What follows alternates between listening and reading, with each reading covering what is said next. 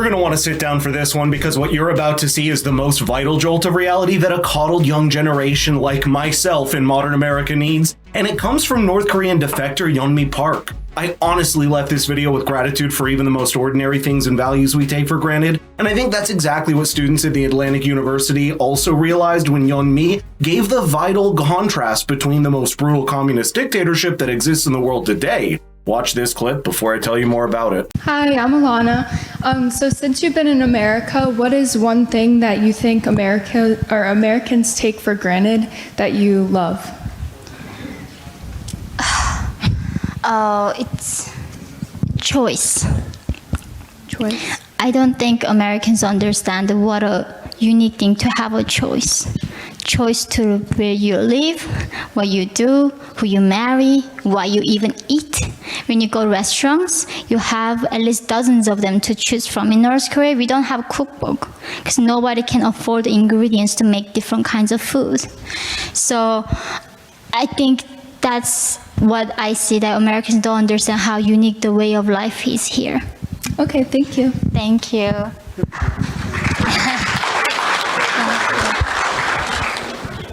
Hi, I'm Alejandra. I'm from Venezuela, and I experienced not the same scenario, but obviously the dictator over there is a friend of Kim Jong-un, and I just have a question because the way I see the generation now is that they're so indoctrinated that there's pretty much no way to revert that damage that the left have caused.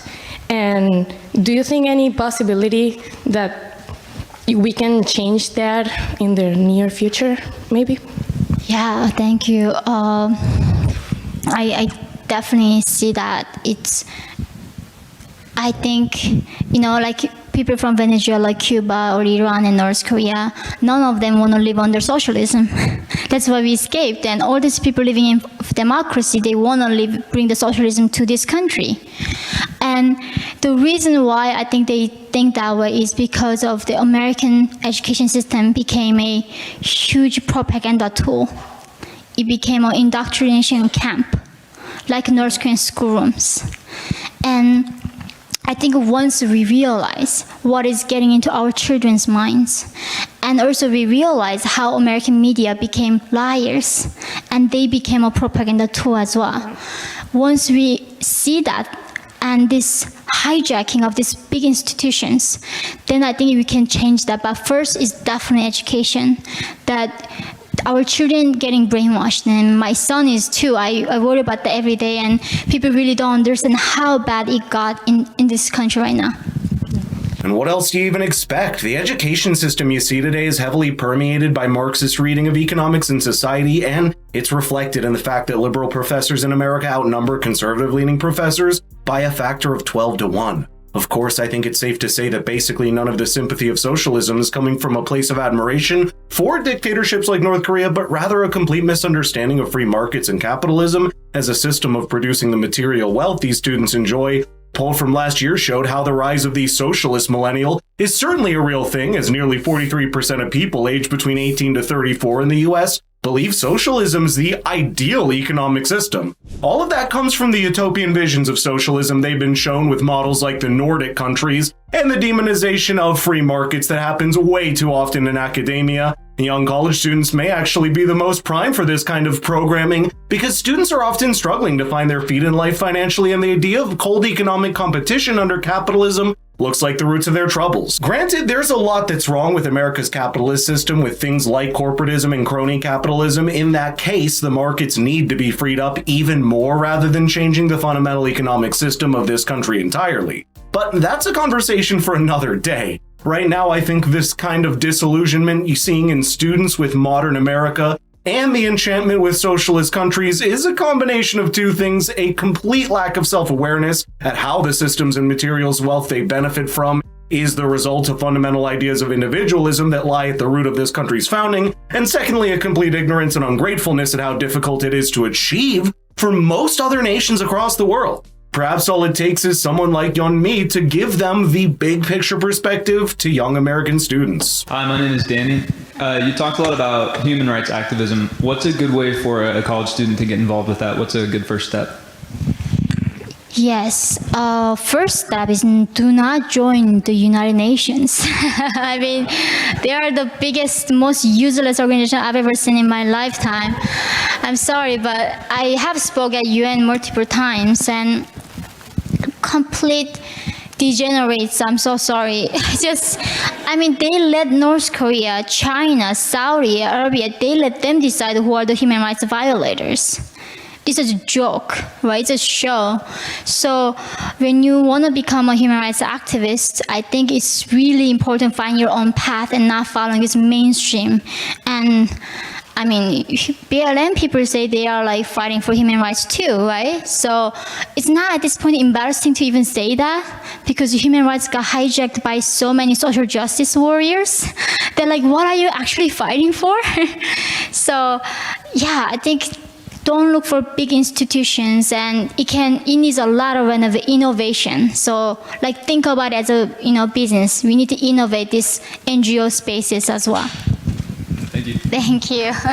That's a smart take that I haven't heard that often. Perhaps as the world becomes increasingly decentralized, human rights efforts will also need to be taken away from large NGOs who have vested interest and handed to those humans themselves. That's because most NGOs today are left-leaning or progressive anyway, and that can very easily dilute the idea of human rights by attaching them to social agendas. That's what you see on the climate change front, as well as organizations like Amnesty International and Oxfam that work in the global economic sphere, forwarding many of these same left economic policies that we see promoted in the West. I think Yeonmi herself is a pretty good example of the kind of decentralized true activism I just mentioned. She's also doing her people back in North Korea the best service by simply bringing up their story and suffering out in the public conversation. She doesn't need to be part of an NGO for that, nor an intergovernmental body like the United Nations to do that, and I would say that she's doing a favor even to American students that listen to her and receive the vital contrast and global perspective they're missing. Studies and statistics have consistently shown that young American students lack the world perspective that they need and how their home country of the United States forms a part of that big picture. Because every time they do, they realize that the values and systems they are so used to chastising are almost an unattainable idea for most places in the world today. Yet unfortunately in modern America, the education system, which is supposed to be the intellectual engine of a country, has become a mere vehicle for drilling a resentment in the younger generation against the admittedly perfect systems their ancestors have built, and all that while having a myopic and American-centric view of the world that fails to see things against their contrast. I was just wondering, I've also read your book and you said you experienced discrimination there, but I was wondering, is there like still a big population of North Korean people who stay in South Korea, or do you think the majority of them defect? But I know, as you said, it's a very small amount who actually make it to America. So if not America, are they just staying in South Korea or going elsewhere? Oh, mostly they are in China, captured. Okay. So majority of North Koreans are in China, and they end up in 4 places as a North Korean defector in China. One is you end up in organ harvesting. So they buy you and take your organs out and discard you. Second is you are bought in these brothels. They you until you die. Usually you die in 6 months. And then third place is where a town of men buy a girl, ship in and buy a girl, and then they rotate and she dies out. And last place is sex chat rooms, where they lock these girls indoor and they make them to perform sex acts in front of the camera. And then for that, these girls get fed and get hidden place. So this is happening, and this is a thing. I am here because there are, as I said, 300,000 of them are trapped in China and don't know if there's any life for them. And I've been trying to spread this message in America, in the land of the free. And one of the producers last year in Hollywood wanted to make a movie out of my story from my first book. And he sent me a movie script, and he says, China was my promised land. When I got to China, they gave me protection and refugee. I asked him, what the heck are you talking about? right? And he said, this is the only way we can make a movie about North Korea in Korean Hollywood, by lying about China.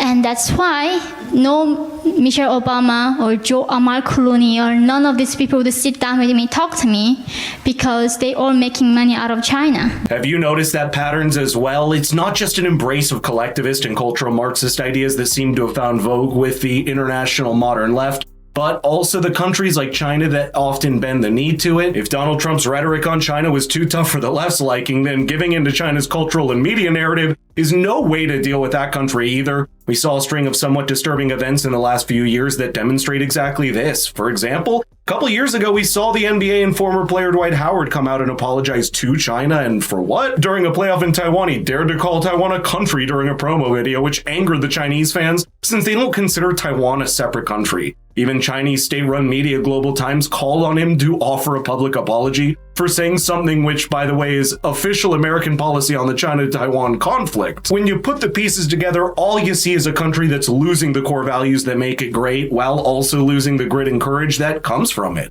But if people like Young Me can keep serving the younger generation that reality check, we may still have time to correct the course.